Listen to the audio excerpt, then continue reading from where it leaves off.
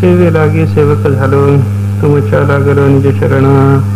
अहो स्वामी तुकया देवा यावरीन करावा भेर, सहज लिळे उदकी वह्या तुम्ही रक्षरिया निज सत्ते. अहो स्वामी तुकया देवा यावरीन करावा भेर, निळा म्हणे धरा राहते तरी द्यालमती निरूपम. अहो स्वामी तुकया देवा यावरीन करावा भेर.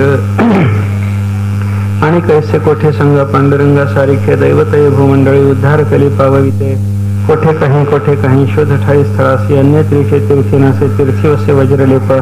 पांडुरंगीचे पांडुरंगी पापांगी राहे नाही हरिगिरीचे प्रतिवेधी स्थिती सांगितले. तुका म्हणे तीर्थक्षेत्र सर्वत्र हे दैवत दैवतय भूमंडळी उद्धार करी पावविते. गाथेच्या क्रमान आलेला 887 क्रमांकाचा अभंग आपला विचार चालू आहे. महाराज या अभंगातून परमात्मा पंढरीनाथ आणि पंढरी क्षेत्राचा महिमा सांगतात. तेव्हा तो पंढरी क्षेत्राचा भगवान शंकराच्या मुखातून व्यक्त झालेला जो महिमा आहे त्याचा आपला विचार चालू आहे. एक स्कंद पुराणातलं पंढरी महात्म्य आपण ते पाहिलं. त्याच्यानंतर आपण आता पद्मपुराणामध्ये आलेलं पंढरी क्षेत्राच्या संबंधातले जे महात्म्य आहे त्याचा थोडासा विचार पाहतो आहोत. त्याच्यात आपण काल पाहिलं की दिंडीराव नावाचं हे वन, दिंडीराव नावाचा एक असुर होता आणि तो या ठिकाणी राहत होता. त्याचं हे वन आहे आणि त्याच्या या वनामध्ये रुक्मिणी माता भगवंतावर बसल्याच्या नंतर येऊन थांबले आणि मग रुक्मिणीच्या शोधाकरता परमात्मा द्वारकेतून निघाले. पहिल्यांदा गोकुळात गेले. गोकुळातला सगळा परिवार आपल्या बरोबर घेऊन परमात्मा या ठिकाणी आले. रुक्मिणीचा शोध झाला. रुक्मिणीची रुष्टता जी आहे, रुक्मिणीची भगवान श्रीकृष्ण परमात्म्याच्या संबंधातली जी नाराजी आहे राधेच्या संबंधाने निर्माण झालेली, ते नाराजी काही शांत व्हायला तयार नाही. अशा अवस्था या दोघांची असताना हे दोघे जण या ठिकाणी राहिले. रुक्मिणी इथंच राहिली आणि रुक्मिणीच्यासाठी आलेले परमात्मा इथंच राहिले. रुक्मिणी रुष्टच आहे. परमात्मा तिच्या समजुतीसाठी काय करावं याची चिंता करत करत या ठिकाणी उभे राहिले आणि दोघांचं या ठिकाणी स्थिर होणं झालं. पुंडलिकानं दिलेल्या विटेवर परमात्मा स्थिर झाले आणि त्यांच्या मागच्या बाजूने रुक्मिणी माता स्थिर झाली किंवा दिग्निर्वाणामध्ये ते राहिले. असं परमात्मा पंढरीनाथाचं या ठिकाणी राहणं झालं. या स्थानाचा अजून महात्म्य सांगत असताना आपण काल तो मल्लिकार्जुनाचा एक कथा संदर्भ पाहिला. मल्लिकार्जुनाच्या रूपामध्ये परमात्मा या ठिकाणी आले. कशा करता आले? त्या दिंडीरव नावाच्या दैत्याला मारण्याकरता आले. तो कथा संदर्भ आपला झाला आणि त्या दिंडीरवाचा नाश करण्याकरता म्हणून मल्लिकार्जुनाच्या रूपातल्या या भगवंताला त्या दिंडीरव नावाच्या असुराच्या सोबत 1000 वर्षापर्यंत युद्ध करावं लागलं. असा एक संदर्भ तो आपण काल थोडासा पाहिला. आणि त्या दिंडीरवाला मारण्याकरता मल्लिकार्जुन रूपातल्या या परमात्म्याने त्याच्यावर गदा टाकली आणि देवाच्या हातामध्ये त्यावेळेला असलेली ती जी गदा आहे त्या गदेचा दंड लोखंडाचा होता आणि त्या लोखंडाची गदा भगवंताने त्याच्यावर टाकून त्याचा नाश केलेला असल्यामुळं ती गदा ज्या ठिकाणी पडली त्या गदेनं तो ज्या ठिकाणी पडला त्या ठिकाणी ते लोहदंड नावाचं तीर्थ निर्माण झालं. अशा पद्धतीचा विचार आपल्याला पद्मपुराणाने सांगितलेला आहे. हा दैत्य पडल्या त्याच्या कानावर काहीतरी भगवंताच्या नामाचा उच्चार अनेक दिवसापासूनचा असल्यामुळं त्याला परमात्म्याचं स्मरण झालं आणि हरिहरी असा शब्दाचा उच्चार झाल्याबरोबर भगवान त्या ठिकाणी त्याला दर्शन देण्याकरता प्रगट झाले. असुर आहे पण हरिहरी शब्दाचा उच्चार त्याने केल्याच्या बरोबर भगवान त्याच्यासाठी प्रगट होतात. अर्थ काय? परमात्मा अंतकाळामध्ये जशी बुद्धी होईल तशा पद्धतीची गती देण्याकरता सिद्ध आहे. अंत्यमतीसा गती ही जशी अंतकाळामध्ये मती होते तशा पद्धतीची गती प्राप्त होते. अशा पद्धतीचं वर्णन आहे. अजन्माचं जन्मभराचं जरी वर्तन दुराचाराचं असलं तरी अंतकाळामध्ये त्याला भगवंताचं नारायण या नामाचं स्मरण घडल्यामुळे त्याला जशी सद्गती प्राप्त झाली तसाच विचार या दिंडीरव नावाच्या असुराच्या संबंधामध्ये करा. जन्मभर त्यांना भूतमात्रांना उपद्रव देणं, सर्व लोकांच्या बाबतीमध्ये प्रलयकाली वर्तन करणं असं जरी केलेलं असलं तरी अंतकाळामध्ये त्याला परमात्म्याचं स्मरण झाल्यामुळे भगवंताचं दर्शन त्याला झालं. अंत्यमतीसा गती ही सिद्धी आहे, हे सिद्ध आहे. हा शास्त्राने सांगितलेला हा सिद्धांत आहे. अंतकाळात जशा पद्धतीची बुद्धी होते तशा पद्धतीची गती प्राप्त होते. ज्याचं स्मरण आपल्याला अंतकाळात होईल तशा पद्धतीचं पुढचं जीवन आपल्याला प्राप्त होतं. अशी वर्णन आपल्याला शास्त्रात अनेक ठिकाणी पाहायला सापडतात बरं का. जड भरताचं उदाहरण आपल्या समोर आहे भागवतातलं. भरताच्या बाबतीमध्ये असं झालं, भरत हे राजा होते बरं का. राजर्षी असलेल्या या भरताने आपल्या राज्याचा अधिकार आपल्या मुलांना देऊन टाकला आणि मग त्यांनी विरक्त चित्त धारण करून चित्तामध्ये वैराग्य धारण करून परमात्म्याच्या प्राप्तीकरता साधना करण्याकरता त्या अरण्यामध्ये एकांतवासात येऊन राहिले. एकांतवासात त्या भरताचं वास्तव्य असताना या भरतांनी एका दिवशी स्नान संध्या करण्याकरता म्हणून जलाशयावर जाणं केलं आणि योग असा त्या दिवशी एक हरिणी तिथं पाणी प्यायला आलेली होती. भरत ज्या वेळेला तिथं स्नान संध्या करत होते त्याच वेळेला त्या हरिणीचं त्या ठिकाणी स्नान चाललेलं आणि हरिणी तिथं पाणी प्यायला आलेली. पाणी प्यायला आलेल्या त्या हरिणीच्या कानावर एकदम वाघाची गर्जना आली. एकदम वाघ ओरडला आणि वाघाची गर्जना ऐकल्याच्या नंतर सर्वांना भय वाटलं. साहजिक आहे, सगळे प्राणी इकडे तिकडे धावायला लागले. तशी ती हरिणी सुद्धा धावाधाव करायला लागली. त्या हरिणीचं असं होतं, ती हरिणी गर्भवती होती बरं का. गरोदर असलेली ती हरणी त्या ठिकाणी पाणी प्यायला आलेली आणि कानावर वाघाचा शब्द ऐकल्याबरोबर पडल्याबरोबर त्या हरणीनं घाबरून जी उडी मारली ती तिची उडी नदीच्या पहिल्या तीराला गेली. तिची उडी नदीच्या पहिल्या तीराला गेली, पण उदरामध्ये असलेला गर्भ जो होता तो भयानं घाबरलेल्या अवस्थेमध्ये तिचा गर्भ गळाला आणि गळालेला गर्भ त्या पाण्याच्या प्रवाहात पडला. हरणी पुढे गेली, एका गुहेमध्ये गेली आणि एका गुहेमध्ये जाऊन त्या हरणीचा प्राण गेला, पडली, ते मेली. हरणी मेल्याच्या नंतर मग या भरताने पाहिलं, अरे बाबा एक हरणी आता या ठिकाणी होती, तिनं आता वाघाचा शब्द ऐकला, ती या ठिकाणाहून उडी मारून पलीकडे गेली. हरणी पलीकडे गेल्याच्या नंतर या ठिकाणी तिचा जो गर्भ गळालेला होता तो गर्भ या पाण्याच्या प्रवाहामध्ये वाहत यायला लागलेला, तो भरताच्या जवळ आला. भरताच्या जवळ तो गर्भ आल्याच्या नंतर भरताने त्याला उचललं, कारण काय आपल्या जवळ आला, याला आता कोणी नाही, रक्षण करणारं कोणी नाही, राजाचं काम रक्षण करण्याचं आहे, आपण याला रक्षण वगैरे दिलं पाहिजे, असा विचार जेव्हा भरताच्या अंतःकरणात निर्माण झाला तेव्हा भरताने त्या बाळाला उचललं, हरिणाचं पिलं उचललं आणि ते आपल्या आश्रमामध्ये भरत घेऊन आले. बरं का, हरणाच्या पिलाला उचलून भरताने आपल्या आश्रमात आणल्याच्या नंतर भरत त्याचं सतत लालन पालन करायला लागले. सतत परमात्म्याचं चिंतन बाजूला पडलं आणि हरणाचं चिंतन सुरू झालं. बरं का, हरणाच्या त्या हरिण बालकाच्या संरक्षणामध्ये सदा सर्व काळ भरताची प्रवृत्ती, त्याला सदा सर्व काळ काहीतरी खाऊ घालणं, त्याला खाण्याकरता म्हणून गवत वगैरे आणणं, देवाला व्हायला दुर्वा फुलं तुळशी आणायचं नाही, पण त्या हरणाच्या पिलाला खाऊ घालायला मात्र कोवळं गवत आणायचं, त्याला खांद्यावर घ्यायचं आणि त्याला सगळ्या वनामध्ये फिरवून आणायचं भरताने. बरं का, सगळ्या अरण्यामध्ये त्याला फिरवता म्हणायचं याला सगळं कळतं म्हणे. बरं का, यांना कळायची मारामार, पण ते म्हणायचे या हरिणाला सगळं कळतं. अशी अवस्था भरताची झालेली. हरिणाच्या ठिकाणी सदा सर्व काळ भरताचं चित्त जडलेलं. योग असा थोडासा तो हरिण बालक मोठा झाला आणि त्याच्या उच्छृंखल वृत्तीप्रमाणे तो निघून गेला. भरताचा त्यानं त्याग केला. भरत आपल्या आश्रमातच राहिले आणि हरिण बालक निघून गेला. हरिण बालक निघून गेल्याच्या नंतर भरताने त्या हरिण बालकाची पुष्कळ वाट पाहिली, परत येईल असं वाटलं, कारण काय अधून मधून हा हरिण बालक भरतांना हुलकावणी देण्याकरता असा काही वेळेला बाजूला कुठेतरी जायचा, पण थोडा वेळ गेल्याच्या नंतर तो हरिण बालक लगेच भरताच्याकडे यायचा आणि भरतांना पुन्हा शिंगानं खाजवणं वगैरे करायचा. त्या भरताला नेहमीच परिपाठाचं झालेलं होतं. बरंच विचार करायला लागले, पुन्हा येईल बाबा, पण आलाच नाही. बरेच दिवस झाले, भरताने त्याचं चिंतन चालू ठेवलं. सदा सर्व काळ त्या हरणाच्या चिंतनामध्ये भरत गुंतून पडले. हरणाचा विरह झालेला, सतत त्याचं चिंतन काय त्या भरताला वाटावं, भरत विचार करायला लागले. भरत आपल्या मनाशीच बोलतात. भागवतामध्ये त्याचं चिंतन विस्तार आणि व्यास महर्षीने मांडलेलं आपल्याला पाहायला सापडतं. भरत म्हणायला लागले की म्हणे काय करावं म्हणे, अरे बाबा मी माणूस आहे, तू शेवटी पशु आहेस आणि त्याच्यामुळे तुझं रक्षण कितीही मी जरी करत असलो तरी कदाचित तुला माझ्याविषयी शंका निर्माण झाली का, माझ्यापासून कदाचित अपाय होईल असं तुला वाटलं आणि तू इथून निघून गेलास का, असं भरत आपल्या मनाला बोलायला लागले. काही वेळेला भरताच्या मनामध्ये असं यायला लागलं. भरत चांदण्यामध्ये पडले, आकाशाकडे पाहायला लागले. आकाशामध्ये पौर्णिमेचं पूर्ण चंद्रबिंब उदयाला आलेलं पाहिलं आणि त्या चंद्रबिंबावर हरिणाचं चिन्ह दिसतं पहा. तो मृगांक दिसल्याबरोबर भरत बोलायला लागले की माझ्या या हरिणाचं रक्षण मला करणं होणार नाही असा विचार करून चंद्राने माझ्या हरिण बालकाला रक्षणाकरता आपल्याजवळ नेलं की काय, असं भरत बोलायला लागले. बरं का, म्हणजे सतत हरणाच्या चिंतनाचा हा परिणाम आहे. ज्याचं सदा सर्व काळ आपल्याकडे चिंतन असतं तेच आपल्याला सर्वत्र दिसायला लागतं, तशी भरताची अवस्था झालेली. आणि भरत सदा सर्व काळच्या हरणाच्या चिंतनामध्ये राहायला लागले. हरिण बालक आलाच नाही. बरं का, अंतकाळ भरताचा आला आणि अंतकाळात सुद्धा त्या हरिणाचाच स्मरण भरताला सदा सर्व काळ जडलेलं चित्ताला. परिणाम काय झाला त्याचा, पुढचा जन्म भरताला हरणाचाच प्राप्त झाला. अंत्यमती सागतीही, कशा करता मी बोलतो, अंतकाळात आपल्याला जी बुद्धी होते तशा पद्धतीची गती मनुष्याला प्राप्त होते, जीवाला प्राप्त होते, अशा पद्धतीचे वर्णन शास्त्रामध्ये आहे. तसं या हरिणा बालकाच्या स्मरणानं जसं भरताला हरिणत्व प्राप्त झालं, त्याप्रमाणे भगवंताच्या स्मरणाच्या योगाने त्या दिंडी रवाला भगवंताची प्राप्ती झाली. परमात्म्याचा साक्षात्कार झाला. भगवान त्याच्या समोर उभे राहिले.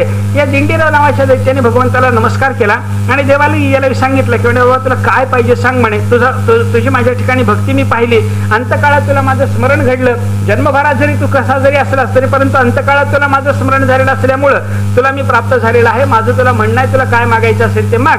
मग त्यानं सांगितलं की देवा हे लोहदंड तीर्थ व्हावं आणि माझ्या नावानं हे वन कायमचं प्रसिद्ध असावं. त्याच्यामुळे या वनाला अजूनही दिंडीरव वन असंच म्हणलं जातं आणि त्या तीर्थाला लोहदंड तीर्थ अशाच पद्धतीची संज्ञा असलेली आपल्याला पाहायला सापडते. बरं का, त्याच्या पुढे तो वृत्रासुराचा एक कथा संदर्भ आपण पाहिला होता. अजून एक वर्णन आहे पद्मपुराणामध्ये, हे जे पंढरीच्या संबंधानं असलेलं भीमेचं पात्र आणि भीमेच्या संबंधानं असलेलं जे सगळं क्षेत्र आहे ना, या क्षेत्राच्या ठिकाणी 3 रूपाचं वर्णन केलेलं आपल्याला पाहायला सापडतं. बरं का, क्षेत्रस्यास्य त्रिधा रूपम, या क्षेत्राचं 3 प्रकारचं रूप आपल्याला पाहायला सापडतं. 3 प्रकारानं एक क्षेत्र आहे. कसं नक्र चाप रथांगकम, बर का, एक नक्र रूपामध्ये म्हणजे मगरीच्या रूपामध्ये या क्षेत्राचा काही भाग आपल्याला पाहायला सापडतो. एक चाप म्हणजे धनुष्याच्या आकाराचा काही भाग आपल्याला पाहायला सापडतो आणि रथांगक म्हणजे एक चक्राच्या आकाराचा भाग आपल्याला पाहायला सापडतो. असं वर्णन केलेलं आपल्याला पाहायला मिळतं बरं का. पद्मपुराणानं असं सांगितलेलं आहे, भीमेच्या पात्राच्या संबंधानं असलेलं हे जे क्षेत्र, या क्षेत्रामध्ये 3 प्रकारची व्यवस्था आपल्याला पाहायला सापडते. मगरीच्या रूपातलं क्षेत्र 1, धनुष्याच्या रूपातलं क्षेत्र 2 आणि रथांग म्हणजे चक्राच्या रूपामध्ये असलेलं एक क्षेत्र, असा 3 प्रकारचा भाग आपल्याला पाहायला सापडतो. हे क्षेत्र कुठून कुठपर्यंत कोणत्या आकाराचं दिसतं आणि कोणत्या आकाराचं दिसणारं हे क्षेत्र काय फल देतं याचा विचार सांगत असताना पद्मपुराणाने पुढे वर्णन केलं. जाबाले हे ब्रह्मतीर्थांतम यदा क्षेत्रम प्रदृश्यते तदा नक्र इवा भाती, बर का, गजनक्र विमोचकम वर्णन असं केलेलं आहे. जाबाली क्षेत्र आपण माग भीमेच्या पात्रामध्ये असणारे वेगळ्या वेगळ्या तीर्थाचा विचार करून आलो. त्याच्यामध्ये एक जाबाली तीर्थ आपण पाहिलंय. नीरा नरसिंगपूरच्या थोडस अलीकडच्या बाजूला ते क्षेत्र आपल्याला पाहायला सापडतं. असं आपण चिंतन करून आलो. त्या जाबाली क्षेत्रापासून पंढरी क्षेत्राच्या जवळ असलेले जे ब्रह्मतीर्थ आहे, या ब्रह्मतीर्थापर्यंतचा जो भाग याला म्हणा नक्र तीर्थ, नक्र क्षेत्र. या क्षेत्राचा आकार नकराच्या पद्धतीचा आहे, म्हणजे एक मगर जसा असावा त्या पद्धतीचं एक क्षेत्र आपल्याला पाहायला सापडतं बरं का. मगरीच्या आकाराचं एक क्षेत्र आहे. फल काय देतं हे क्षेत्र? या क्षेत्राचं फल सांगताना असं सांगितलं, गज नक्र विमोचकम, बर का. गज आणि नक्र, आपल्याला गजेंद्राची कथा माहितीये. गजेंद्राच्या कथेमध्ये गजेंद्राला त्या मगरीनं पकडलं होतं. गजेंद्राला मगरीनं पकडलेलं असताना त्या मगरीच्या तावडीतून गजेंद्रानं आपली स्वतःची सुटका होण्याकरता म्हणून भगवंताचा जो धावा केला होता ना, ते जे हरिरूप आहे, त्या धावा केल्याच्या नंतर त्या गजेंद्राकडे धावत आलेला जो परमात्मा, त्या परमात्म्याने या क्षेत्राचा, या तीर्थाचा अभिमान धारण केलेला आहे, असं एक वर्णन आपल्याला पाहायला मिळतं बरं का. या तीर्थाचा त्या हरीनं अभिमान धारण केला. गजाचा नकरापासून विमोचक असलेला जो हरी, त्या हरीनं या तीर्थाचा अभिमान धारण केलेला असल्यामुळं हे तीर्थ त्या आकाराचं दिसतं, असं वर्णन आपल्याला पाहायला मिळतं बरं का. आणि त्याच्या पुढे वर्णन आले चापाकार, म्हणजे धनुष्याच्या आकाराचं जे क्षेत्र आहे. धनुष्याच्या आकाराचं हे क्षेत्र कुठून कुठपर्यंत आहे त्याचं वर्णन असं केलं. नृहरे हे ब्रह्मतीर्थांतम यदा देवी प्रदृश्यते तदा धनुरिवा भाती केवलम क्षात्र सिद्धिदम वर्णन असं केलंय. नरहरी क्षेत्र, नरहरी क्षेत्र म्हणजे नीरा नरसिंगपूर. त्या नीरा नरसिंगपूर पासून पंढरपूरच्या जवळ असलेलं ब्रह्मक्षेत्र जे आहे, ब्रह्मतीर्थ जे आहे, तिथपर्यंतचा जो भाग आहे, हा सगळ्याचा सगळा भाग धनुष्याचा आकाराचा दिसतो म्हणे बरं का. धनुष्याचा आकार या भागाला प्राप्त झालेला आहे, म्हणून हे क्षेत्र कसं झालं, चापक क्षेत्र झालं.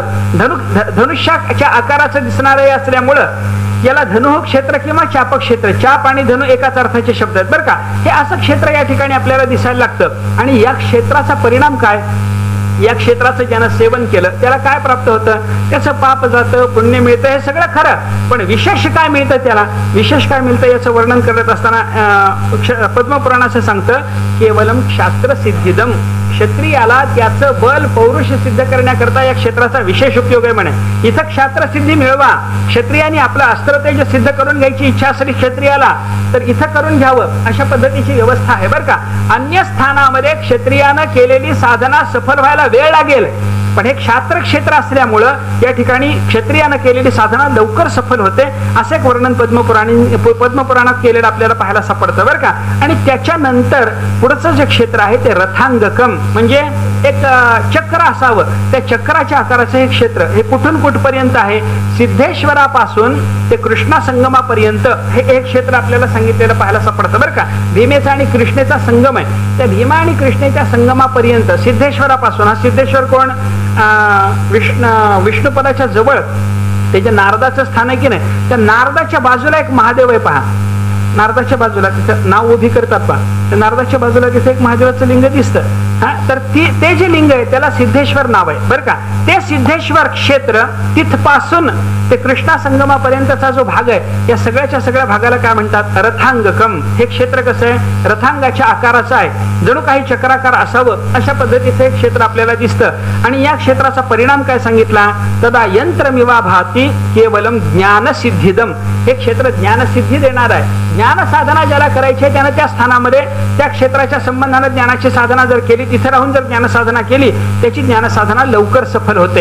एक क्षेत्राचा भाग क्षत्रियाला सिद्धी देणारा, एक क्षेत्राचा भाग ज्ञानसिद्धी देणारा आणि एक क्षेत्राचा भाग गजाचं नकरापासून विमोचन करणाऱ्या हरीनं त्याचा अभिमान धारण केलेला असं असल्यामुळं त्या ठिकाणी शत्रूचं कोणत्याही प्रकारचं भय नाही अशी त्या क्षेत्राची महती आपल्याला सांगितलेली पाहायला सापडते.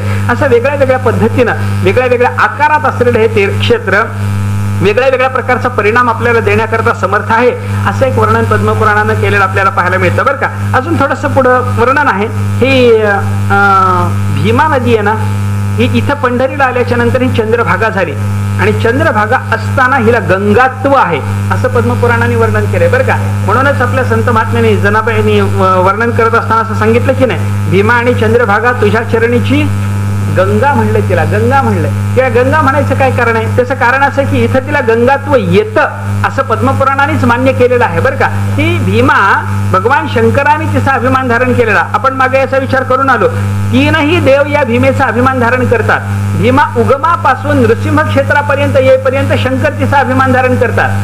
नीरा नरसिंगपूर पासून ते विष्णुपराच्या पलीकडे त्या सूर्यतीर्थापर्यंत भगवान महाविष्णूंनी पांडुरंगाने हिचा अभिमान धारण केला आणि त्या सूर्यतीर्थाच्या पलीकडे कृष्णेशी संगमित होऊन पुढे ती समुद्राला जाऊन मिसळेपर्यंत तिचा ब्रह्मदेव अभिमान धारण करतात असं भीमेचं वर्णन स्कंद पुराणामध्ये आलेलं आहे. ते वर्णन आपण पाहून आलो. त्याच वर्णनामध्ये पद्मपुराणातला संदर्भ जर आपण पाहिला तर पद्मपुराणामध्ये असं वर्णन आहे की बाबा ही भीमा, या भीमेचा पंढरी क्षेत्राच्या जवळ आलेला जो भाग आहे याचा अभिमान गंगेनं धारण केला. म्हणजे हिला गंगात्व येतं, इथं ही गंगा ठरते. आणि ही गंगा, या गंगेचं वर्णन असं आहे, ही गंगा म्हणजे भीमा रूपात असलेली गंगा, भीमेला पंढरीच्या संबंधानं गंगात्व आल्यानंतर झालेली गंगा. ही गंगा काय करते? गंगेचं वर्णन असं आहे, गंगा तिन्ही लोकात आहे. स्वर्गातही गंगा आहे, मृत्यूलोकातही आहे आणि पाताळातही आहे. ते तिन्ही ठिकाणी असलेली गंगा. मग ही गंगा सुद्धा तिन्ही ठिकाणी जाते म्हणे बरं का. भीमारूप गंगा पाताळात जाते, शेषाला पवित्र करते, पुन्हा मृत्यूलोकात येते, तुम्हाला आम्हाला पवित्र करते, स्वर्गात जाते, इंद्रादिक देवांचे सगळेच्या सगळे मनोरथ पूर्ण करण्याकरता ती तिथं जाऊन त्यांनाही स्नान घालून येते असं भीमारूप गंगेचं वर्णन केलेलं आहे बरं का. हरे रंघ्री सर्व जागरात उद्भूय अभूत अधोगती. परमात्म्याच्या चरणापासून निर्माण झालेली ती गंगा, तिला गंगात्व आलं आणि गंगात्व आल्याच्या नंतर पहिल्यांदा ती झाली अधोगती, ही म्हणजे खाली गेली, पाताळामध्ये गेली. पाताळात जाऊन काय केलं? पाताले सर्वथा याती शेष स्नानाय, शेषाच्या स्नानाकरता ती पाताळात जाते, तिथून परत येते. मध्यान्नेच ऊर्ध्वताम याती सुराणाम भजनायच, त्या सगळ्या देवांची सेवा करण्याकरता म्हणजे देवांना तिथं गंगेचा आनंद देण्याकरता ही भीमा रूपात असलेली गंगा पुन्हा स्वर्गात जाते आणि तिथल्या लोकांना स्नान वगैरे घालून पवित्र करून पुन्हा मग मृत्यूलोकामध्ये आपल्याला पवित्र करण्याकरता म्हणून येते. असं एक वर्णन या भीमा रूपी चंद्रभागा रूपी गंगेच्या संबंधामध्ये आपल्याला पाहायला सापडतं. अजून एक महत्वाचं तीर्थ पंढरी क्षेत्राच्या संबंधानं सांगितलेलं आपल्याला पाहायला सापडतं. त्याचं नाव आहे बिंदू तीर्थ बरं का. हे बिंदू तीर्थ आहे कुठं? आता हे आपल्याला माहिती नाही. बिंदू तीर्थ निर्माण झालं ते परमात्म्याने निर्माण केलं, पंढरी मधलं ते प्रधान तीर्थ आहे हे सगळं खरं, पण ते कुठं आहे नेमकं माहिती नाही. पण त्याची जे वर्णन आहे त्या वर्णनावरून आपल्याला थोडीशी निश्चिती करता येते बरं का. सध्या मल्लिकार्जुनाचं मंदिर आहे ना महाद्वारातलं, त्या मल्लिकार्जुनाच्या मंदिरापासून साधारणपणे ते अंबानेरकर महाराजाचा मठ आहे की नाही, तिथपर्यंतचा सगळा भाग म्हणजे हे बिंदू तीर्थ आहे बरं का. असं बिंदू तीर्थाचं वर्णन आपल्याला करता येईल. बिंदू तीर्थ असं सांगितलंय काय आहे, त्याच्या सीमा सांगितल्या आहेत. बिंदू तीर्थाच्या सीमा सांगण्याकरता म्हणून 4 महादेवांचं वर्णन आहे. त्या 4 महादेवाच्या वर्णनामध्ये एक महादेव आत्ता मल्लिकार्जुन रूपात असलेला एक महादेव आहे, तिकडं अमृतेश्वर एक आहे, प्रदक्षिणा रस्त्यावर आहे पहा, म्हणजे माहेश्वरी पासून थोडस पुढे आपण आल्याच्या नंतर अमृतेश्वराचं मंदिर आहे की नाही. म्हणजे महापूर आला त्यावेळेला पुंडलिकरायाची स्वारी जिथं बसली होती ते अमृतेश्वर महादेव आहे तो, अमृतेश्वर. त्या अमृतेश्वराचं जे मंदिर आहे ती एक सीमा आहे बरं का. अमृतेश्वराचं मंदिर तिथं अंबानेरकर महाराजाच्या मागच्या बाजूला एक महादेवाचं लहानसं देऊळ आहे, घर असल्यासारखंच येते पण तिथं एक महादेवाचं देऊळ आहे. तो एक महादेव आणि आता सध्या महाद्वारामध्ये जिथं पोलीस चौकी आहे की नाही, त्या पोलीस चौकीच्या तिथे एक महादेव होता पूर्वी, मी पाहिलं लहानपणी तो महादेव. आता त्याची स्थापना कुठे झाली मला माहिती नाही, पण तिथे एक महादेव होता. असे 4 महादेव सीमेचे सांगितलेत आणि या 4 महादेवाच्या मध्यात असलेलं जे क्षेत्र आहे त्या क्षेत्राचं नाव आहे बिंदू तीर्थ. हे बिंदू तीर्थ पंढरपुरातलं प्रधान तीर्थ मानलं जातं बरं का. पांडुरंगाच्या संबंधानं असलेलं हे प्रधान तीर्थ आहे बिंदू तीर्थ. आणि या बिंदू तीर्थापासून पांडुरंगापर्यंतचा जो भाग आहे ना, याला म्हणतात अंतर्वेदी. पंढरपूरची ही अंतर्वेदी आहे बरं का. अंतर्वेदी म्हणजे मध्यातला अत्यंत पवित्र भाग. बिंदू तीर्थ ते परमात्मा पांडुरंगरायाची आत्ता जिथं मूर्ती आहे, प्रतिमा आहे, तिथपर्यंतचा भाग याचं नाव आहे अंतर्वेदी. याच्या उत्तरेला जो भाग आहे, त्या उत्तरेकडे असलेल्या भागाला म्हणतात उत्तर मानस, आणि दक्षिणेकडे जो भाग आहे याला म्हणतात दक्षिण मानस बरं का. आपण कुठे येतो विचार करा. ज्याचं त्याने आपण जिथे राहतो ते स्थान पहा. या अंतर्वेदी म्हणून ज्याचं वर्णन झालं, त्या अंतर्वेदी पासून आपण उत्तरेत आहोत का दक्षिणेत आहोत याचा विचार करा. दक्षिण किंवा उत्तर याचा विचार करून आपण उत्तर मानसात किंवा दक्षिण मानसात आहोत असं आपल्याला ठरवता येतं बरं का. आता थोडी अडचण आहे त्याच्यामध्ये. पुन्हा अंतर्वेदीचा जो भाग आहे त्याच्या पूर्वेला आणि पश्चिमेला असलेल्या लोकांनी काय समजायचं? उत्तर मानसात आहोत दक्षिण मानसात आहोत हे सांगता येईल आपल्याला, पण पूर्वेला किंवा पश्चिमेला, आता आम्ही साधारणपणे पश्चिमेला आहोत, मग पश्चिमेला असलेल्या लोकांनी काय म्हणायचं? आम्ही कोणत्या स्थानात आहोत? मानस म्हणून ज्या दोन भागाचं वर्णन करण्यात आलं त्याच्यात पश्चिम मानस पूर्व मानस नाही, फक्त दक्षिण मानस आणि उत्तर मानस असाच भाग सांगितला. अनेक अंतर्वेदी सांगितले. मग पूर्व आणि पश्चिमेच्या लोकांनी काय समजायचं? त्या भागात असलेल्या तीर्थाचं काय करायचं? त्याचं वर्णन करताना असं सांगितलंय, पश्चिमेचा भाग दक्षिण मानसाला जोडून घ्या आणि पूर्वेचा भाग उत्तर मानसाला जोडून घ्या. पूर्व उत्तरेकडे घ्या आणि पश्चिम दक्षिणेकडे घ्या, आणि अशा पद्धतीनं ही मानसाची रचना समजा. उत्तर आणि पूर्व दक्षिण असं दोन मानसाचं चिंतन करा. मधला जो भाग आहे त्याला म्हणा अंतर्वेदी. या अंतर्वेदीचं महत्व विशेष सांगितलंय. अंतर्वेदीच्या जवळ बिंदू तीर्थ आहे. त्या बिंदू तीर्थाचं वर्णन करत असताना असं म्हणलंय, बिंदू तीर्थे परम छिद्रम. या बिंदू तीर्थामध्ये एक मोठं छिद्र आहे म्हणे. छिद्र आहे म्हणजे असं विवर आहे. त्या विवराचं काय महत्व आहे? कुठे आहे ते विवर? भूमौ अंतः प्रतिष्ठितम. भूमीच्या मध्यभागामध्ये ते विवर जाणार आहे. बर, मध्ये गेल्यावर जागा किती आहे? आयामे क्रोश मात्रंतु, मध्ये 1 कोसाची जागा आहे म्हणे बर का. निपच्युत समाकुलम, आणि मध्यभागीचा जो भाग आहे त्या भागामध्ये आंब्याची वगैरे सुगंधी अशी सुंदर झाडं आहेत म्हणे. कशी लागली असतील देवाला माहिती. हा, काय त्याला सूर्याचा प्रकाश कुठून मिळतो आपल्याला काही विचार करायचं कारण नाही. जो सूर्याच्या प्रकाशाद्वारे वनस्पतीचं पोषण करतो तो जर तिथं जाऊन बसला असेल तर त्याला तिथं वनस्पती निर्माण करणं कोणतं अवघड काम आहे? अवघड नाही. आपल्याला त्याचा विचार करायचं कारण नाही. तिथं वनस्पती वगैरे निर्माण झालेली आहेत. दिव्य असं ते स्थान आहे. आयामे क्रोश मात्रंतु निपच्युत समाकुलम बर का. आंब्याची वगैरे सुगंधी अशी झाडं त्या ठिकाणी भरपूर आहे. असं एक वन तिथं निर्माण झालेलं असावं अशा पद्धतीची अवस्था आहे. बर, पुढं वर्णन केलंय त्या स्थानाला 4 द्वार आहेत. बर, 4 द्वारामध्ये काही गणाचे अधिपती आणि क्षेत्राचे अधिपती रक्षणाकरता थांबून आहेत. बर, पुढे गेल्याच्या नंतर त्या 4 द्वारातून आत प्रवेश झाला की मध्ये पुन्हा 8 द्वार आहेत. बघा कशी गंमत आहे. पहिल्यांदा 4, मागून मध्ये 8 दार आहेत.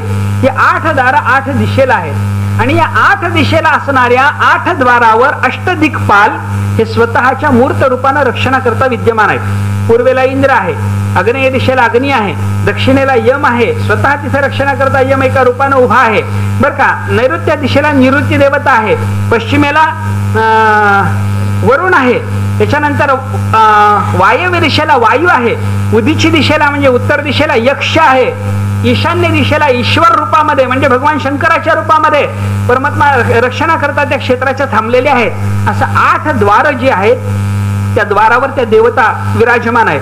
मध्ये चला 8 दारातून मध्ये गेल्याच्या नंतर आपण जर पाहायला लागलो तर स्वर्गाला नाही वैकुंठाला लाजवील अशी शोभा देवाने तिथे निर्माण केलेली आहे म्हणे बरं का. स्वर्गाचं सोडून द्या, स्वर्गाचं फार मोठं महत्व नाही, वैकुंठाचं वेगळं महत्व संतांनी सांगितलेलं आपल्याला पाहायला सापडतं. काय सांगितलंय? हे जे ब्रह्मांड आहे की नाही, या ब्रह्मांडामध्ये येणारा स्वर्ग लोक आहे आणि वैकुंठ कैलासाचं वर्णन करत असताना ते ब्रह्मांड बाह्य लोक आहेत. म्हणून ब्रह्मांडाची जी रचना आहे ती भौतिक रचना आहे, माईक रचना आहे, आणि ब्रह्मांड बाह्य असलेल्या कैलास आणि वैकुंठ या 2 लोकांची जी रचना आहे की नाही ती परमात्म्याने कशी केली. नाथ महाराजांनी त्याच्याबद्दल शब्द वापरले की बाबा परमात्म्याने स्वतःच्या ठिकाणी असलेला चैतन्य रस तो मुसावला, त्याला एक आकार दिला आणि त्याच्यातून हा वैकुंठ लोक निर्माण केलेला म्हणे बरं का. वैकुंठ लोक निर्माण करण्याकरता भौतिक काही वापरलेलं नाही, माया वापरली नाही.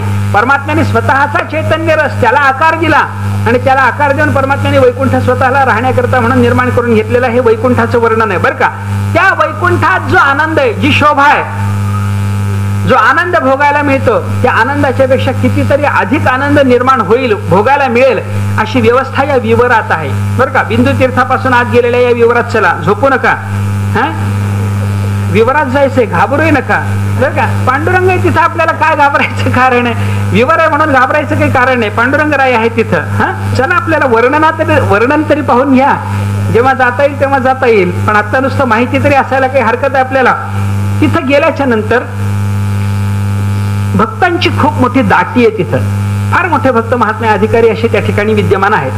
कोणी गाणं गातंय, कोणी परमात्म्याच्या करता नृत्य करतंय, देवाची वेगळ्या वेगळ्या प्रकारची सेवा करणं त्या ठिकाणी लोकांचं चालू आहे. त्याच्या पुढं मध्य भागामध्ये एक दिव्य सिंहासन आहे. हे सिंहासन कसं आहे? सोन्याचं आहे. पण सोन्याचं जरी असलं तरी कमळात कृती आहे. कमळ आहे ते एक सुंदर असं सहस्रदल शोभितम, 1000 पाकळ्याचं कमळ, शोभिवंत असं ते कमळ आहे. आणि ते नवीन उदयाला आलेलं अरुण वर्णाचं कमळ जसं असावं तशा पद्धतीचं ते कमळ. त्याच्या मध्य भागात केसर आहेत आणि त्या केसराला त्या भोवताली असलेल्या ज्या कर्णिका आहेत त्या कर्णिकाच्या मध्य भागामध्ये एक सूर्य दिसावा असं तेज आहे बरं का.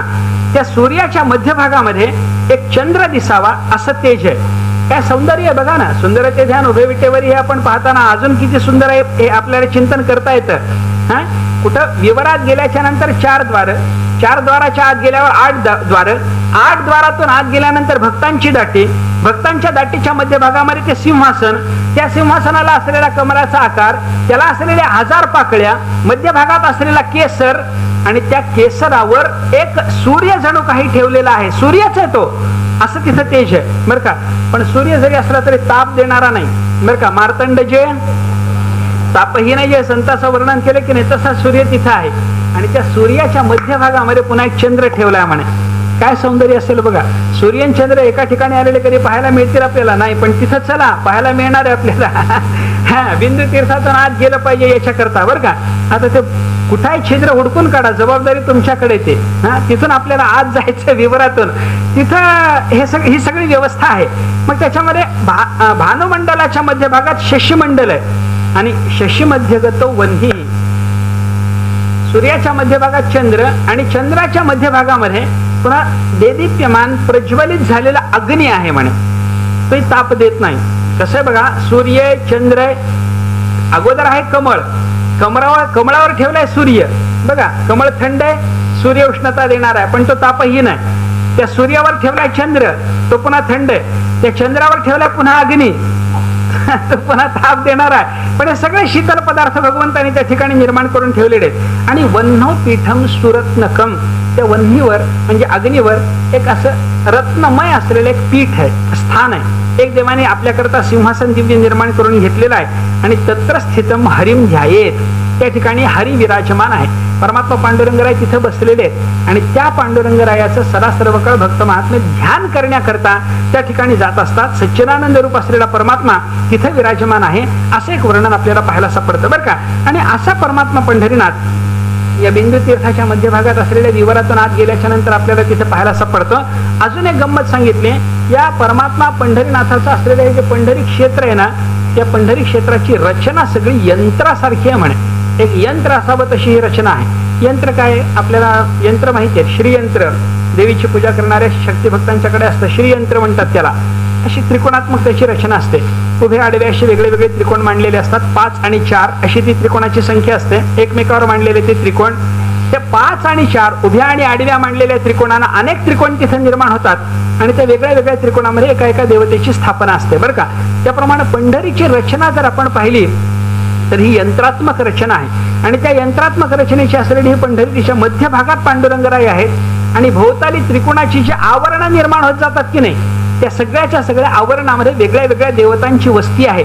आणि त्या सगळ्या देवतांचं पूजन आपल्याला घडलं पाहिजे असं पद्मपुराणामध्ये चिंतन आपल्याला पाहायला सापडतं बरं का. वर्णन बघा. 11 आवरण आहेत म्हणे. मध्य भागात पांडुरंगराय आणि भोवताली देवाच्या 11 आवरण आहेत अशा पद्धतीचं वर्णन आहे बरं का. तर आद्य आवरणे देवी पुंडरीकस्तमो रमा. पहिलं आवरण बघा. मध्य भागात पांडुरंगराय आहेत कारण मुख्य देवता ही मध्य भागामध्ये राहणार. पांडुरंगराय मध्य भागामध्ये त्याच्या भोवताली जे आवरण निर्माण झाले, पहिल्यांदा मूल त्रिकोण, मध्य भागातला एक त्रिकोण बघा, त्या त्रिकोणाच्या मध्य भागात पांडुरंग आहे आणि त्रिकोणाच्या ज्या 3 कर्णिका आहेत की नाही, 3 कर्णिका म्हणजे त्याला 3 असे त्रिकोण म्हणल्याच्या नंतर 3 रेखा असतात की नाही, त्या 3 कर्णिकाच्या स्थानावर अधिष्ठित होणाऱ्या या 3 देवता घ्या म्हणे. पहिली देवता त्याच्यातली सांगितली पुंडलिक, दुसरी देवता सांगितली लक्ष्मी माता आणि तिसरी देवता सांगितलेली आहे त्या ठिकाणी असलेली श्रीदेवी. बरं का, या तिघाचं तिथं अधिष्ठान आहे असं वर्णन आपल्याला पाहायला सापडतं. यंत्रात्मक रचना काय आहे, प्रतिमेच्या पूजनापेक्षा काही लोकांच्या दृष्टीने यंत्रपूजनाला विशेष महत्व आहे बरं का. आणि तुम्ही बघा जिथं मूर्तीची स्थापना होते, देवतांच्या वेगळ्या वेगळ्या मूर्ती स्थापन होतात. पांडुरंगाची स्थापना आहे, मारुतीची स्थापना आहे, हनुमंताची स्थापना आहे. जर कोणी असेल तर ती यंत्र देवता असते असं वर्णन शास्त्रामध्ये आपल्याला पाहायला मिळतं बरं का. अशी यंत्र वेगवेगळ्या देवतांची वेगळ्या वेगळ्या प्रकारची यंत्र आपल्याला पाहायला सापडतात. वेगवेगळी यंत्र असतात आणि या यंत्रामध्ये मूर्तीच्या बाबतीत जसं वेगळ्या वेगळ्या मूर्ती असतात, प्रतिमा असतात, त्याप्रमाणे यंत्र सुद्धा वेगळ्या वेगळ्या प्रकारचे असतात. मूर्ती वेगळ्या वेगळ्या असतात बरं का. एक 8 प्रकारची प्रतिमा, त्याचं वर्णन भागवतामध्ये आहे. शैली, दारुमयी, लौही, लेप्या, लेख्याच्या सैकती, मनोमयी, मणिमयी प्रतिमा, अष्टविधा स्मृता. 8 प्रकारानं मूर्तीचा विचार सांगितला. एक पहिली मूर्ती सांगितली शैली. शैली म्हणजे शिलेची, दगडाची निर्माण केलेली मूर्ती. पाषाणाची मूर्ती असते ना, आपण पाथरवटाच्या दुकानामध्ये पाहतो. अनेक गावामध्ये अनेक पद्धतीने आपण देवळामधून जर दर्शन जर घ्यायला लागलो तर पाषाणमय प्रतिमा आपल्याला दिसतात. पाषाणमय प्रतिमा एक प्रकार. दुसरी दारूमयी, दारू शब्दाचा अर्थ लाकूड बरं का, नाही तर दारूचीच मूर्ती करताल असं चालत नाही. दारू म्हणजे लाकूड आणि दारूमयी म्हणजे लाकडाची मूर्ती. परमात्म्याची लाकडाची मूर्ती असते बरं का. तुम्ही जगन्नाथाला वगैरे जर गेला तर तिथे लाकडाच्या मूर्ती केलेल्या आहेत असं म्हणतात बरं का. मी काही पाहिलं नाही पण असं सांगितलं जातं मूर्ती लाकडाची आहे. अशा काही लाकडाच्या मूर्ती काही ठिकाणी असतात. शैली, दारूमयी, पाषाणाची प्रतिमा, लाकडाची प्रतिमा. त्याच्यानंतर लौही. लौही म्हणजे लोखंड वगैरे धातूपासून निर्माण केलेली. लोह शब्द तिथं धातुवाचक आहे, केवळ लोखंडवाचक घेऊ नका. लौही धातूची मूर्ती केली जाते. कोणी चांदीची करेल, कोणी सोन्याची करेल.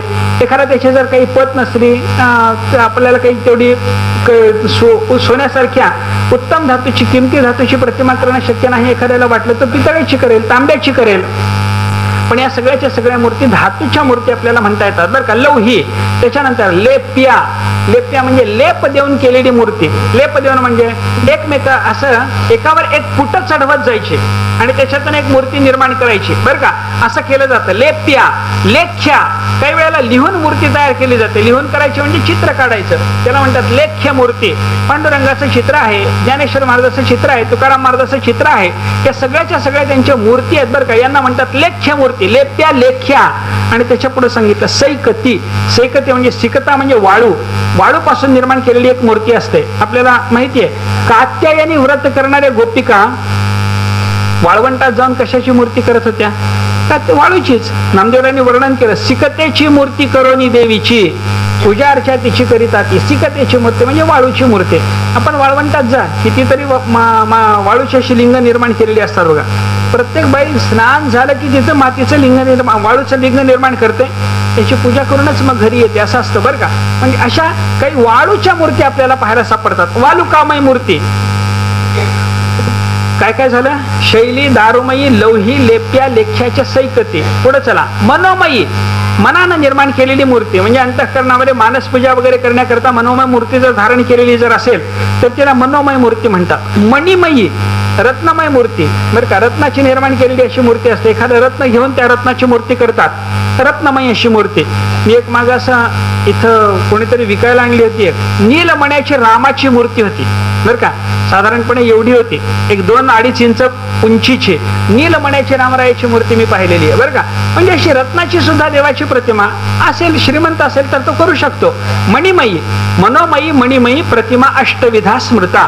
8 प्रकारानं जसा मूर्तीचा विचार आहे त्याप्रमाणे यंत्राचा विचार सुद्धा 8 प्रकारानं आपल्याला करता येणं शक्य आहे बरं का. वेगवेगळी यंत्र वेगवेगळ्या पद्धतीने निर्माण करतात. पण प्राधान्यानं यंत्राचा जर विचार केला तर यंत्र एकतर तांब्याचं असावं, नाहीतर चांदीचं असावं, नाहीतर सोन्याचं असावं, नाहीतर स्फटिकाचं असावं, एवढंच सांगितलंय बरं का. बाकी कशाचं यंत्र निर्माण जर केलं तर ते तेवढं मोठं महत्वाचं मानलेलं नाही बरं का. तांब्याच्या यंत्रापेक्षा चांदीचं महत्वाचं, चांदीच्या पेक्षा सोन्याचं महत्वाचं आणि सोन्याच्या पेक्षा स्फटिकाचं यंत्र महत्वाचं सांगितलं जातं बरं का. अशी वेगळ्या वेगळ्या प्रकारची यंत्र निर्माण करतात आणि या यंत्राची पूजा, यंत्रामध्ये केवळ यंत्राची पूजा नसते, यंत्रावर देवतांची स्थापना करून मग ती देवतांची पूजा असते बरं का. तसं हे पंढरीचं यंत्र काय पद्मपुराणामध्ये आलेल्या संदर्भामध्ये 4-5 अध्याय या यंत्राच्या करताच खर्च झालेले, म्हणून मी सांगतो बरं का. हा यंत्राचं महत्व, पंढरीनाथाचं हे यंत्र निर्माण कसं करावं, काय पांडुरंगाच्या करता म्हणून यंत्र करतात लोक स्थापने करता, काही यंत्रामध्ये ते फार लिहिलेलं नसतं, एक देवाचं नाव लिहितात, तिथं काहीतरी इथं चंद्राकृती, त्रिकोणाकृती, चौकोन वगैरे वगैरे त्याच्यावर निर्माण केलेलं असतं, एवढंच असतं बरं का. पण वस्तुतः ते यंत्र कसं करायला पाहिजे याचा आपल्याला या पद्मपुराणात त्या संदर्भावरून बोध होणं शक्य आहे बरं का. तिथं त्यांनी वर्णन केलं, पहिलं परमात्मा मध्य भागात घ्या, त्याच्या भोवताली असलेल्या पहिल्या आवरणामध्ये श्रीदेवी, लक्ष्मी देवी आणि पुंडलिकराय यांचं ग्रहण करा आणि त्यांची पूजा करा. द्वितीय चैव रामादीन, दुसरं आवरण, आता हे दुसऱ्या आवरणामध्ये कुणाची पूजा करता, बलरामादिकांची पूजा करा. तृतीय गरुडादिकान, तिसरं आवरण जे भगवंताच्या भोवती निर्माण झालेलं आहे त्या आवरणामध्ये गरुडादिकाची पूजा आपल्याला करायला सांगितलेली आहे बरं का. गरुड वगैरे भगवंताचे पार्षद वगैरे जे आहेत, जय विजय गरुड वगैरे, त्यांची नावं दिलेली आहेत वेगळी वेगळी, कोणाकोणाची स्थापना करायची आणि कोणाकोणाची पूजा करायची याची. ही तृतीय आवरणामध्ये गरुडादिकाची पूजा. चतुर्थे देवी संपूज्या कात्यायन्यादी देवता, चौथा आवरण पांडुरंगाच्या भोवतालीची आहे, तिथं कात्यायनी वगैरे देवींची पूजन करायला आपल्याला सांगितलेली आहेत बरं का.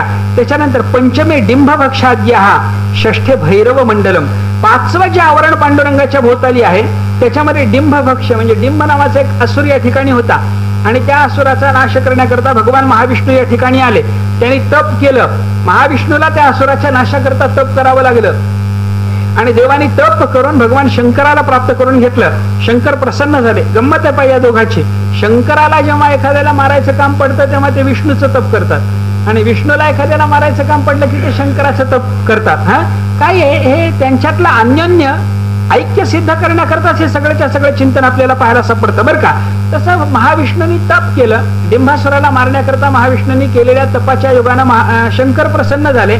शंकराने पाशुपतास्त्र दिलं आणि पाशुपतास्त्रांनी त्या डिंभेश्वराचा नाश भगवंतांनी केला. तो जो डिंभेश्वर रूपातला भगवान महाविष्णू आहे त्याची या 5व्या आवरणामध्ये पूजा करायला सांगितलेली आहे बरं का. आणि षष्ठे भैरव मंडलम, परमात्म्याच्या भोवताली असलेलं 6वं आवरण बघा, त्या 6व्या आवरणामध्ये भैरवाची पूजा करायला सांगितले. तो जो आपण भैरव पाहिला ना, भैरवाची कथा वगैरे आपण पाहून आलो, तो भैरव, त्या भैरवाचं जे मंडल आहे ते 6वं मंडल आहे. 7व्या मंडलामध्ये सप्तमे चैव देवेशी वाराही ह्या प्रपूजयेत, वाराही वगैरे देवता आहेत बरं का, स्त्री देवता आहेत या, वराहाची पत्नी वाराही वगैरे वगैरे अशा पद्धतीच्या स्त्री देवता आपल्याला पाहायला सापडतात. या स्त्री देवतांची पूजा परमात्म्याच्या भोवताली असलेल्या 7व्या मंडलामध्ये करायची आहे. 8वं मंडल आहे त्याच्या भोवताली, त्याच्यात काय करायचं, अच्युतोष्टमके पूज्य, 8व्या आवरणामध्ये अच्युताची पूजा करा. 9मे पद्मनाभकहा, 9व्या आवरणामध्ये पद्मनाभाची पूजा, भगवान महाविष्णूची वेगळी वेगळी रूप आहे. पद्मादिनिधय देवी पूजनीयांतर आलके, 9वं आवरण आणि 10वं आवरण यांच्या मध्यातला जो भाग आहे त्याच्यामध्ये पद्म वगैरे निधी, कुबेराच्याकडे असलेले जे नवनिधी आहेत ना त्या नवनिधींची त्याच्या अंतराळात पूजा करा. 10व्या आवरणाच्या तोरणद्वारामध्ये कृष्ण वगैरे देवतांची पूजा करा. 11व्या आवरणामध्ये त्रिविक्रम वगैरे या देवतांची पूजा करा. अशी 11 आवरण परमात्मा पांडुरंगाच्या भोवताली जी सांगितलेली आहे त्या आवरणामध्ये वेगळ्या वेगळ्या देवता सांगितल्या. आणि ही आवरण झाल्याच्या नंतर यंत्राची रचना अशी असते पहा, एक मध्यबिंदू असतो, त्याच्या भोवताली त्रिकोण असतो, त्याच्या भोवताली मग वेगळ्या वेगळ्या प्रकारची त्रिकोणाची अशी मंडल निर्माण होत जातात, आवरण निर्माण होत जातात. आणि ही आवरण होता होता जिथं आवरणाची समाप्ती होते त्या आवरणाच्या समाप्तीनंतर 4 द्वारयुक्त असा एक चौकोन असतो, शेवटी तो चौकोन असतो बरं का. अशी यंत्राची रचना आपल्याला पाहायला सापडते. कोणतं यंत्राचे चित्र तुम्ही पहा म्हणजे आपल्याला हे कळेल. त्या 4 द्वारांनी युक्त असलेल्या त्या चतुरस्रामध्ये, त्या चौकोनामध्ये नृसिंहापासून ब्रह्मदेवापर्यंतच्या पद्मपुराणात सांगितलेला एक क्रम आहे. त्या क्रमामध्ये आलेल्या नरसिंहापासून ब्रह्मदेवापर्यंतच्या ज्या देवता आहेत त्या देवतांचं पूजन त्या ठिकाणी करावं. आणि या अशा पद्धतीनं केलेल्या पंढरी यंत्राच्या पूजनानं संतुष्ट झालेला परमात्मा हे सगळं कशा करता करायचं ऐका बरं, झोप तर अजिबात घेऊ नका. हा हे सगळं यंत्र, लांबलचक यंत्र सांगितलं मी, कशा करता सांगितलं, या यंत्रार्चनानं, या 11 आवरणाच्या पूजनानं संतुष्ट झालेला परमात्मा आपल्याला त्या बिंदू स्थानातून असलेलं ते विवर दाखवणार आहे म्हणे बरं का. ते विवर आपल्याला बघायचं, त्याच्याकरता एवढा खटाटोप करावा लागतो असं वर्णन तिथे केलेलं आपल्याला पाहायला सापडतं. म्हणून हे सगळं बोललो. त्याच्यानंतर वेगळ्या वेगळ्या स्थानाचं या बिंदू तीर्थाच्या संबंधानं एक असं वर्णन आहे. यमुनेच्या काठावर एक ब्राह्मण होता. त्या ब्राह्मणाने भगवान महाविष्णूने आपल्याला दर्शन द्यावं याच्याकरता तप केलं. कालिंद्या पश्चिमे तीरे पराशर सरोवरे आसीत कश्चित पुरा गौरी सुश्रवाख्यो महाद्विजा. त्या ब्राह्मणाचं नाव होतं सुश्रवा. त्या सुश्रव्यानं तप केलं. महाविष्णूने आपल्याला दर्शन द्यावं, आपल्यावर कृपा करावी अशी इच्छा त्याला झाली आणि त्यानं तप केलं. तपानं महाविष्णू त्याला प्रसन्न झाले. प्रसन्न झालेल्या महाविष्णूने त्याला स्वप्नामध्ये हे बिंदू तीर्थातून आत असलेले जे पांडुरंगाचं स्थान आहे ते स्थान दाखवलं. स्वप्नात दर्शन झालं. दर्शन झाल्याच्या नंतर ब्राह्मण सकाळी उठला. आनंद वाटला त्याला. आपल्याला स्वप्नामध्ये देवाने दर्शन दिलं. स्वप्नामध्ये देवाने एक उत्तम स्थान सांगितलेलं आहे, दाखवलेलं आहे. या स्थानाला ये, सध्या मी इथं आहे, इथं येऊन माझं दर्शन घे असं परमात्मा पांडुरंगाला त्याला बोलले. मग पांडुरंगाच्या त्या दर्शनाकरता जायची त्या ब्राह्मणाला इच्छा झाली. जावं आपण हे स्थान शोधून काढावं, त्या स्थानामध्ये जाऊन देवाचं दर्शन घ्यावं, कृतकृत्य व्हावं वाटायला लागलं. कुठे आहे ते स्थान? देवाने काही सांगितलं नव्हतं, स्थान दाखवलं होतं. ते स्थान दिसलेलं असल्यामुळे त्या स्थानाचं त्याला शब्दबद्ध वर्णन करणं शक्य होतं. वर्णन शब्दबद्ध तो करू शकत होता, बोलू शकत होता, लिहू शकत होता, पण त्याला त्या स्थानाचा परिचय ना. शेवटी त्यानं काय केलं, जे कोणी भेटतील त्या आल्या गेल्या पांथिकाला प्रश्न विचारायला सुरुवात केली की बाबा असं असं आहे. त्यानं ते वर्णन सगळं लिहूनच काढलं आणि असं असं मला स्वप्नात दिसलं आणि हे स्थान तुम्हाला कुठे दिसतंय का सांगा. तुम्हाला आजपर्यंत तुम्ही अनेक ठिकाणी फिरला, हे कुठे दिसलं का? या स्थानाचं दर्शन झाले का? इथं जाऊन देवाचं दर्शन तुम्ही घेतले का? सगळे म्हणायला लागले नाही बाबा, आम्ही सगळी पृथ्वी फिरून आलो, कुठेही स्थान आम्हाला दिसलं नाही, आम्हाला या स्थानाचं दर्शन नाही, परिचय नाही, आम्ही काय तुम्हाला हे स्थान सांगू शकणार नाही. अनेक दिवस गेले.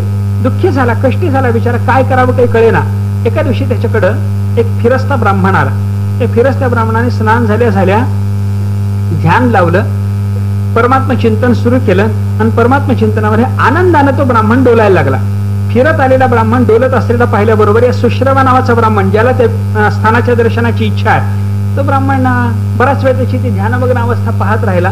त्याचं ध्यान विसर्जित झाल्यानंतर त्याच्या जवळ येऊन बसला आणि त्याला नमस्कार करून म्हणायला लागला, म्हणे काय हो तुम्ही काय करत होता? ध्यान करत होतो. कशाचं ध्यान करत होता? देवाचं ध्यान करत होतो. कुठलं देवाचं रूप तुम्ही ध्यानात घेतलं होतं? त्यानं सांगितलं, मी एक स्थान पाहून आलो, त्या स्थानातलं देवाचं रूप मला अत्यंत रमणीय वाटलं, म्हणून त्या देवाच्या दर्शनानं मी कृतार्थ झालेला, मी त्या देवाच्या रूपाचं ध्यान करत होतो. कसं ते ध्यान आहे? मग त्या ब्राह्मणानं वर्णन केलं. म्हणजे जो ध्यानाला बसला होता त्या ब्राह्मणानं ध्यानामध्ये जे काही पाहिलं आणि आनंद मानला होता, ज्या आनंदानं तो डोलला होता, ते सगळं वर्णन त्यानं केलं. आणि त्यानं केलेलं वर्णन याला स्वप्नात दिसलेल्या वर्णनाच्या अगदी बरोबर मिळणारं होतं. सारखं वर्णन होतं, सारखं ते वर्णन त्यानं केलं.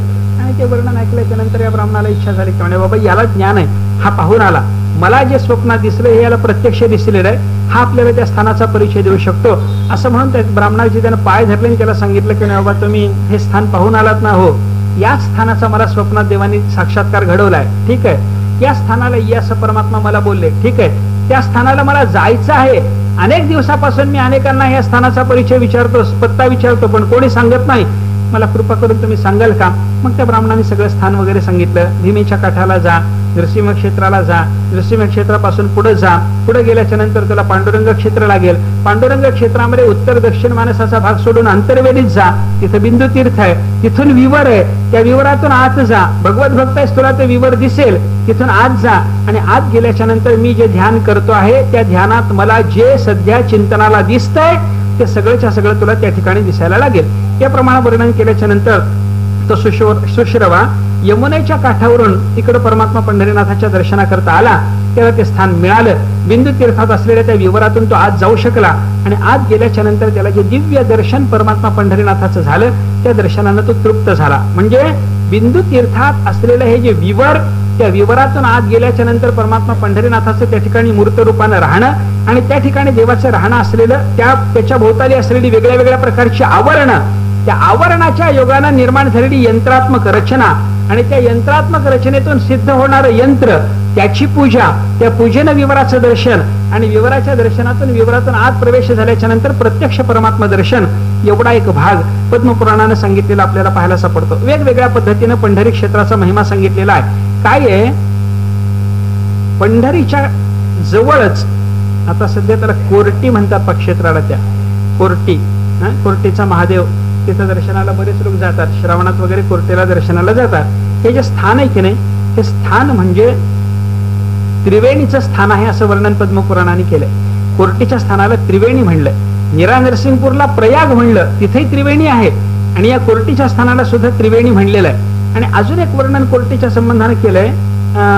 इथं म्हणे ते प्रलय कालामध्ये प्रलयाचं दर्शन त्या मार्कंडेयांना जे झालं ना, मार्कंडेयांनी तप केलं त्यांना प्रलयाच्या लीलेचं दर्शन झालं. त्या प्रलयाच्या लीलेत त्यांना असं दिसलं, माया दर्शन होत असताना त्या प्रलय झाला आणि प्रलयामध्ये भगवान श्रीकृष्ण परमात्मा एका वटपत्रावर झोपलेले आहेत असं त्यांना दर्शन झालं असं वर्णन करतात पा.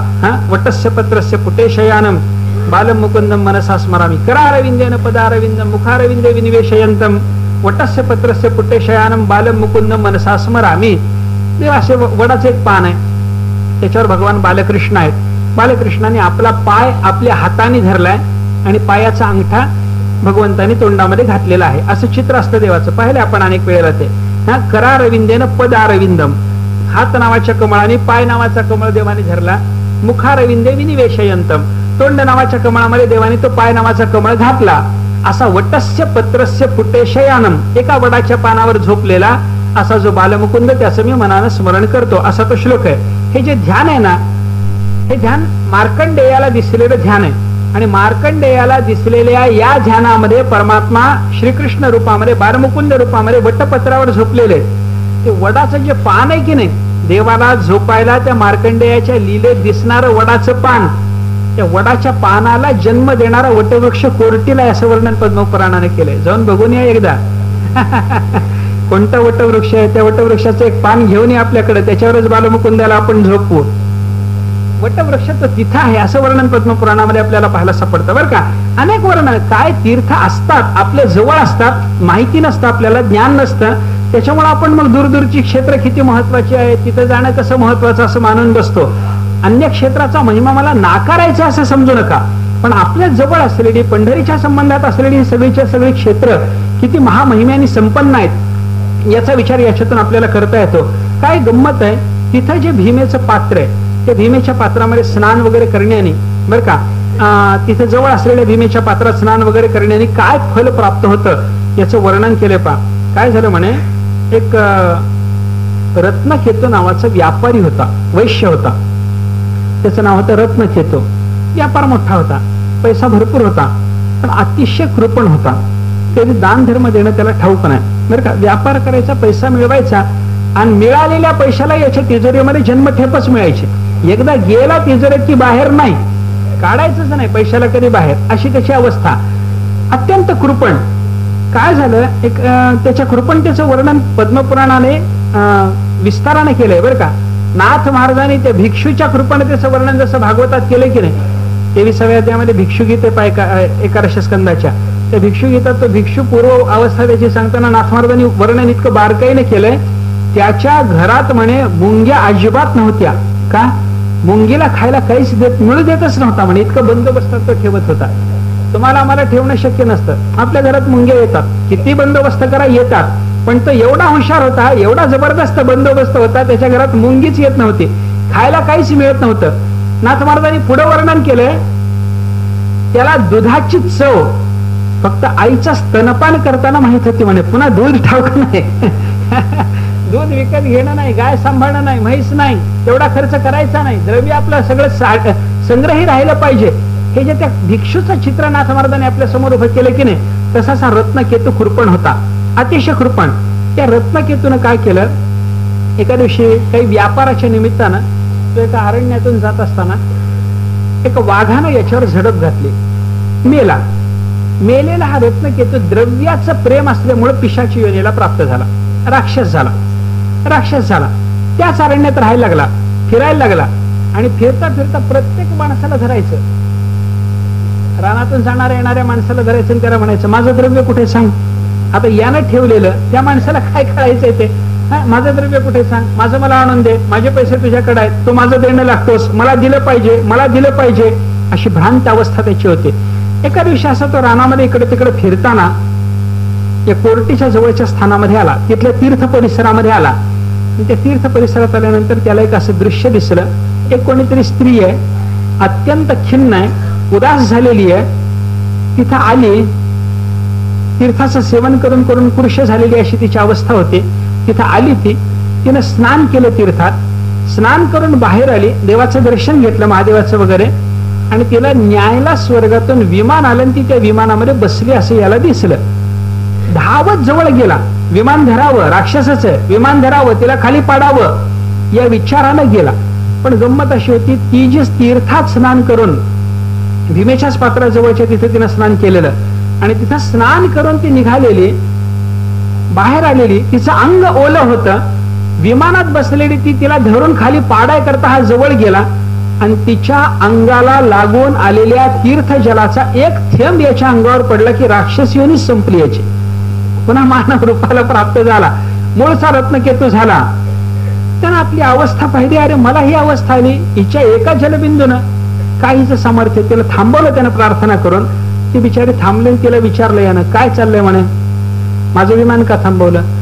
तो म्हणतो तुमच्या कृपेनं माझी अवस्था बदलली, माझ्या अवस्थेत बदल व्हावा अशी तुमची जी माझ्यावर कृपा झाली, काय कारण, तुमचं सामर्थ्य एवढं काय आहे. तिने सांगितलं म्हणे काही नाही म्हणे, तुझ्या अंगावर हा जलबिंदू पडला असेल, माझं जे शरीर ओलं आहे याच्यातला एक थेंब तुझ्या अंगावर पडला असेल. हो म्हणे, तुम्ही कोण आहात. मग तिने सांगितलं मी सुसदा नावाची एक देवता आहे. बर, मला इंद्राचा काही कारणाने शाप झाला, काय कारण पद्मपुराणाने दिलं नाही. तिचा इंद्राचा मला शाप झाला. इंद्राच्या शापानं मी मृत्यूलोकात आले, आणि मृत्यूलोकात आल्यानंतर या तीर्थाचं 1 महिना झालं, माघ महिन्यामध्ये मी सेवन करते आहे. या तीर्थाचं रोज माझं सेवन चालू आहे, इथं स्नान करते, देवाचं दर्शन घेते. 1 महिन्याचं पुण्य माझ्याजवळ जमा आहे, आणि त्या पुण्याच्या प्रभावानं शेवटच्या दिवशीचं माझं स्नान झालं ना, आता मी निघाले, मला माझं पूर्व शरीर प्राप्त झालेलं आहे, मी सुसदा नावाची देवी झाले, माझ्या रूपाला प्राप्त झाले, आता मी स्वर्गात जाणार असं तिने सांगितलं. आणि ती विमानामध्ये बसायला लागल्याबरोबर यानं पुन्हा पाय धरून विनंती केली, म्हणे काही करा, मलाही स्वर्गाला येऊ द्या.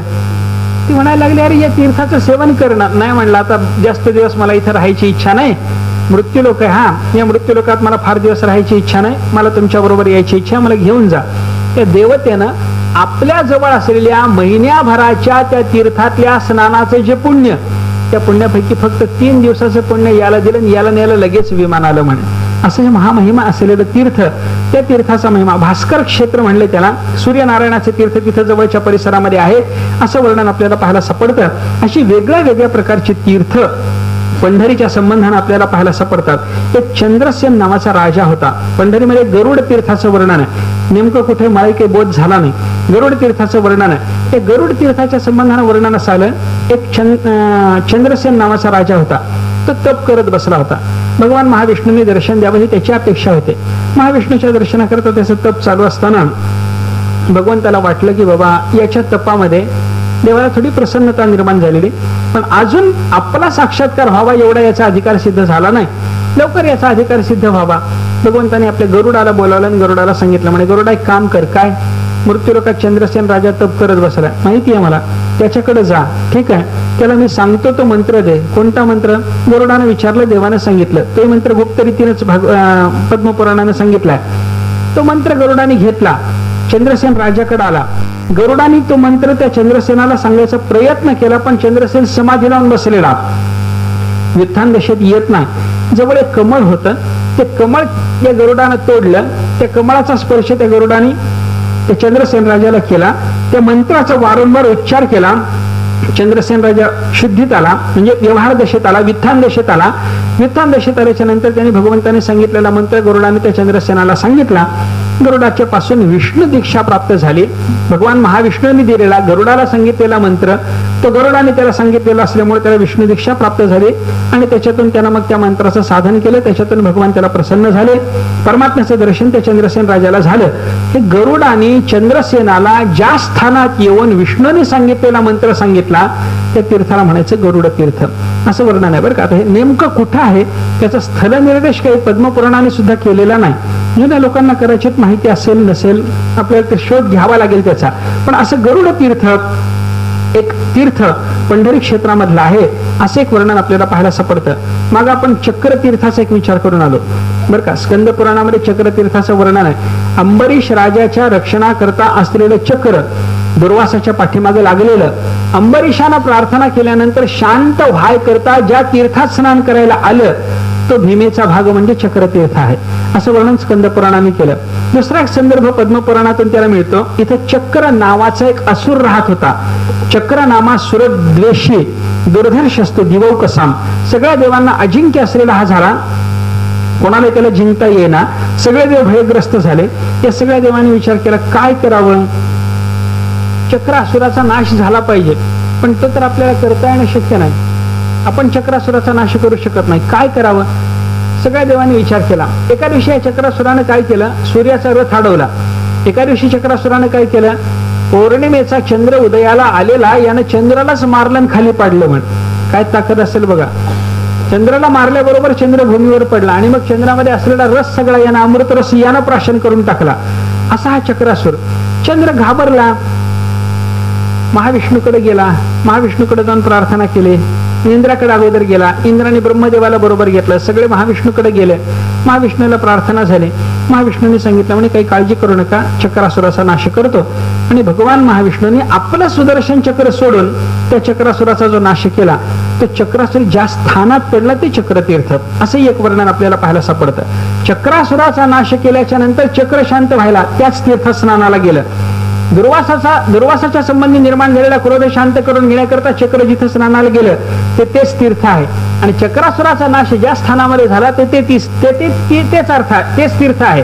त्या दोन्ही तिन्ही अर्थानं त्याला चक्रतीर्थ ही संज्ञा प्राप्त झालेली आहे, असं एक वर्णन आहे. अजून एक भीमेमध्ये असलेले तीर्थ सांगितले मोचक तीर्थ. मोचक तीर्थ म्हणजे गरुडाचं आहे आणि सर्पाचं वैर आहे.